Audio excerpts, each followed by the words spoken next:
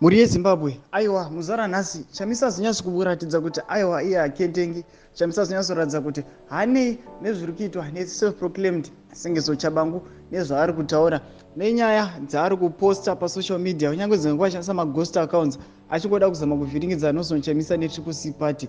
Muri yeZimbabwe, sati tamuendera mberi nenyaya yedu, ndokukurudzira chibva wasubscribe, wolaika, wotina on the bell icon, tamboshona maupdates anokupa pano paZim News Live, nokuita zvese zvimahara. Saka tinoona kuti newspaper The New Hawks rauya rikanyora kati the Zimbabwean main opposition TSHABANGU leader Nelson Chamisa remains in charge of his now largely decimated party despite continued disruptive and sabotage activities by self-proclaimed Secretary General Sengezo Tshabangu and his boisterous supporters, contrary to social media reports and an ongoing state security run campaign.